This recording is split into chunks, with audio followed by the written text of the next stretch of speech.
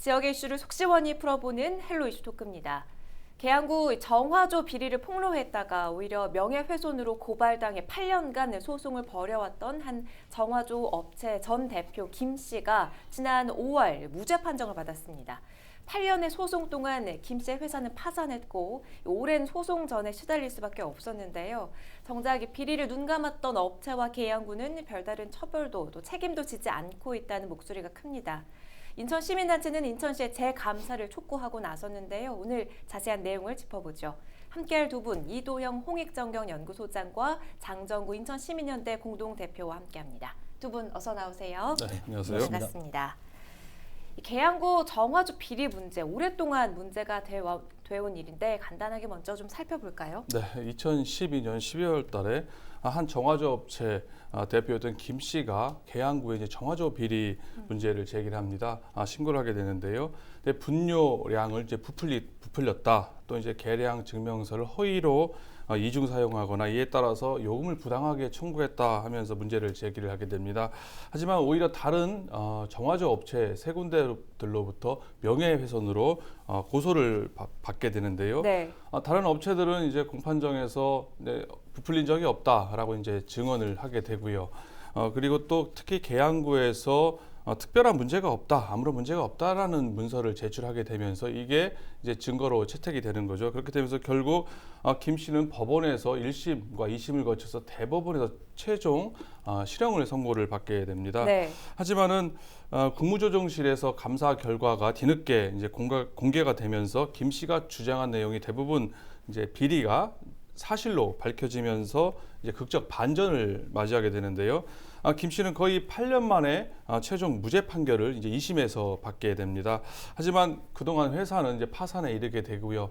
개인의 입장에서는 걷잡을 수 없는 각종 피해를 입게 된 상황이 됐습니다만은 하지만은 이제 뭐 계양구 공무원이라든지 상대 비리를 저지른 업체들은 뭐 특별한 피해 내지는 별다른 징계 내지는 처벌을 받지 않아서 사회적으로 좀 문제가 되고 있는 사안입니다. 2012년에 한 대표의 그 제보로 시작된 이 사건, 뭐 보충 설명이 좀 필요할까요, 대표님? 예, 말씀하신 것처럼 저희 시민사회 단체가 지난주에 인천시청 현관에서 기자회견을 진행을 했습니다. 네. 기자회견을 진행한 내용은 이 사안이 어떤 개인의 어떤 문제라기보다는 이제 인천 지역사회 전체, 나아가서는 우리나라 전체의 정화조 처리와 관련해서 비리가 있을 수 있다라고 하는 문제의식을 가지고 인천시가 적극적으로 이 문제를 좀 파헤쳐야 된다라는 의미에서 저희가 이 기자회견을 진행을 했고요. 네. 국무조정실에서 2014년도에 벌써 6년 전이죠. 그때 나왔던 내용을 보면 분명히 뭐라고 했냐면 안전행정부, 지금은 저 행정안전부가 되겠죠. 하고 환경부에 조치 의견을 제출을 합니다. 그 내용을 보면은 뭐냐면 대행업체와의 유착 의혹, 그다음에 대행업체의 계량증명서 이중 사용을 토양한 청소 비용의 부당 청구 의혹이 있는 걸로 보인다. 그래서 수사 의뢰를 검토할 필요가 있겠다라고 네. 행안부에는 보냈고, 그다음에 환경부에는 분뇨 차량의 계량 증명서가 문제가 있어 보이니 실명제 등 제도 개선 방안을 강구해라 이렇게 이제 보냈습니다. 네. 근데 문제는 환경부는 관련해서 지자체에 의견을 보내서 인천시가 일부 조치를 한 게 확인이 됐고요. 근데 행안부는 이게 소송 중이다는 이유로 자료 오픈도 하지 않고 더 이상 감사를 진행하지 않은 상황인 겁니다. 그런 과정 속에서 억울하게 피해가 지속되어 가고 있는 상황이었던 거죠. 네. 이제는 바로 잡아야 됩니다. 그 비리를 저지른 업체와 공무원이 별다른 징계를 받지 않았다고 알려져 있는데 정말 징계를 아무것도 받지 않았나요? 뭐 확인해 보니까 인천시에서 이제 복무에 대한 점검을 했고, 그 복무 점검에 대한 내용을 보면은 환경부에서 2014년 9월 30일 날 계양구청에 분뇨 수집 운반 실태에 대해서 공무원들의 복무 점검을 진행을 했습니다. 거기에 보면은 관리 감독이라든가 그다음에 하수 처리 시설에 대한 점검이 전반적으로 부실했다라고 해서 좀 확인을 하고 조치를 요구를 했는데 확인해 보니까 계양구는 훈계 처분을 한 게 이제 담당 공무원한테는 다였던 걸로 확인이 됐습니다. 그러니까 일부 그 경징계가 주어진 게 전부라는 설명이세요. 예. 8년 만에 소송이 끝났습니다. 2020년 5월에 김 대표가 무죄를 확정받았는데 사실 그동안 국무조정실 감사도 있었고 또 감사원의 감사도 있었는데요. 왜 인천시민연대에서는 인천시에 재감사를 요구하고 있는 겁니까? 예, 인천시가 2017년 11월에 허위 내용 공문 관련해서 감사를 진행을 했습니다. 그리고 그거와 관련해서 4차례 회신을 민원인한테 제출을 했는데 네. 그 당시에는 확인해 보면 공문으로 2014년 그러니까 그 당시로 보면 3년 전에 진행됐던 국무조정실의 이 비위 관련된 자료를 확인하지 못한 상황에서 확인을 하고 조치를 한 거다. 그러니까 인천시는 국무조정실에서 이런 비위 사실을 확인하고 조치를 요구했던 문건을 확인하지 못한 상태에서 민원인한테 회신을 한 거죠. 그런데 지금 확인해 보니까 계양구청 공무원들이 이 진술한 내용이 실제로 국무조정실에서는 문제가 있다. 예를 들면 제가 지금 그 확인서를 가지고 왔는데요. 여기에 보면 뭐라고 2014년 6월에 확인을 했냐면 계약서에 규정된 행정처분을 하여야 함에도 불구하고 한 달만 점검을 하고 1년 동안 현재까지 점검을 실시하지 않은 사실을 확인합니다. 라고 하는 내용을 담당 팀장이 진술을 한 걸로 확인됐습니다. 네. 그렇다고 하면은 지금 비리 고발자가 실형까지 선고받게 된 거는 실제로 계양구청에서는 전혀 문제가 없다. 모든 사실이 일치한다라고 진술을 했거든요. 법정에서. 네. 그런데 실제로는 그 시기에 국무조정실의 감사에서는 사실과 좀 다르다. 문제가 현장 점검을 하지 않았다라고 이제 진술을 하게 되는 거죠. 그러다 보니까 억울한 피해를 입게 된 거고 인천시는 이 사실을 모르고 있었다라고 공문에서 확인했기 때문에 이제는 이 사실이 오픈됐기 때문에 이 사실에 기초해서 다시 감사를 하고 필요한 제도 개선이든 필요한 부분의 공무원의 징계는 만약에 지금 시효가 지나서 못했다 하더라도 사실관계 정확하게 확인을 해주는 것이 억울한 피해자에게 그리고 또 하나는 이 정화조 비리가 여기만의 문제가 아닐 수 있기 때문에 바로 잡을 수 있는 기회다. 그래서 그러기 위해서 인천시가 재감사해야 된다라고 시민단체가 나선 겁니다. 지금 말씀하신 것처럼 이 국무조정실이나 감사원에서도 이렇게 비리가 명확하게 발견이 됐는데 시정 조치와 책임자 조치가 없었어요. 특히 국무조정실에서는 수사 의뢰 검토 필요성까지가 제기가 됐는데 왜 수사가 이루어지지 않은 건가요? 아주 고약한 케이스고요. 아주 나쁜 행정의 대표적인 사례입니다. 이게 왜냐하면 이 자료만 국무조정실에서 2014년 6월에 네. 그 감사를 진행했던 내용만 오픈이 됐으면 여기까지 이르지 않았을 겁니다. 그런데 당시에 안행부는 이 자료를 오픈해 달라고 하는 정보공개 청구에 응하지 않았고요. 비공개했고 네. 또 소송에서 판결이 났습니다. 공개하라고.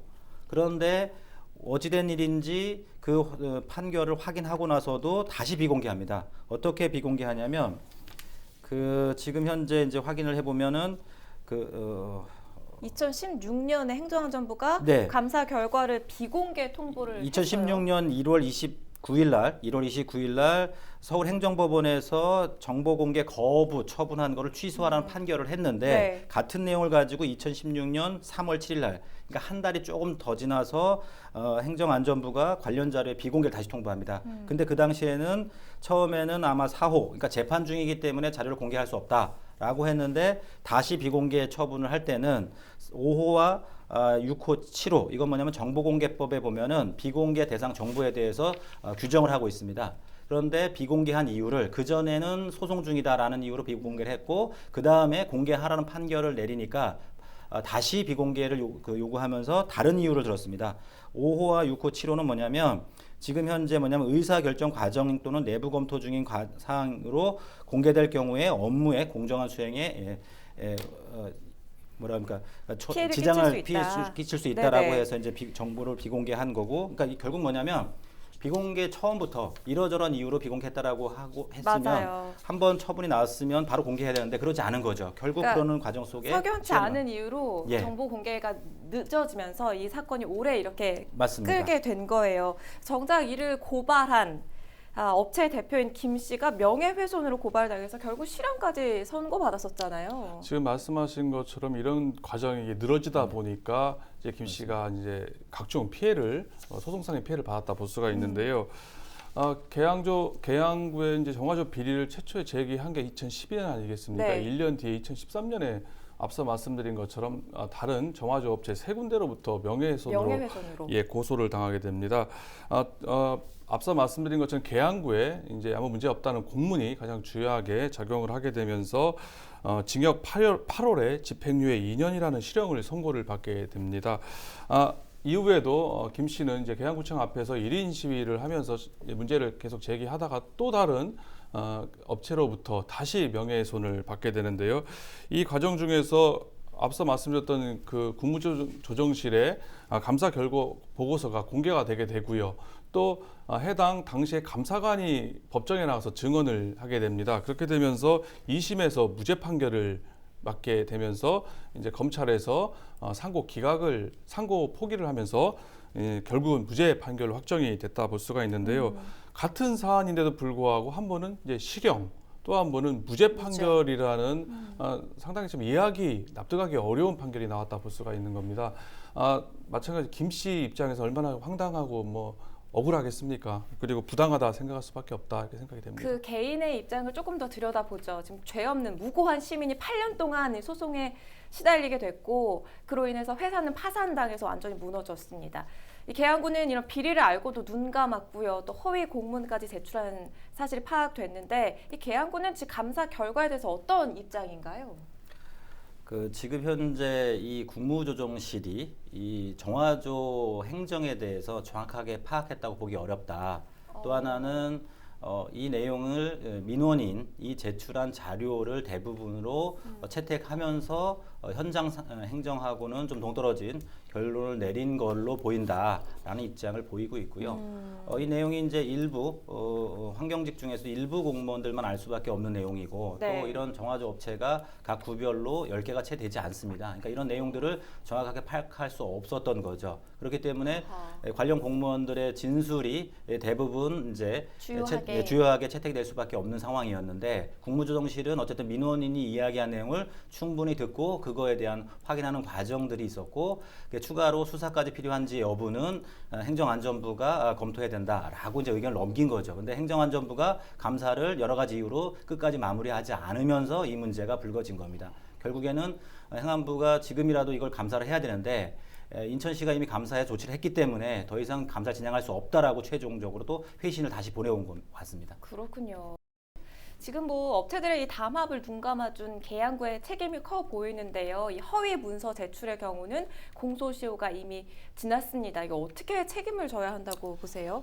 1차적으로 계양구의 책임이 상당히 큰 상황에서 지금 구는 이제 책임을 회피하고 묵묵부답으로 일어나고 있지 않겠습니까? 네. 앞서 뭐 훈계 징계 처분을 받았다고 하는데요. 훈계는 사실 경징계도 아닙니다. 거의 뭐 사실상 큰 의미가 없다 볼 수 있는 이라고 말할 수 있을 것 같고요.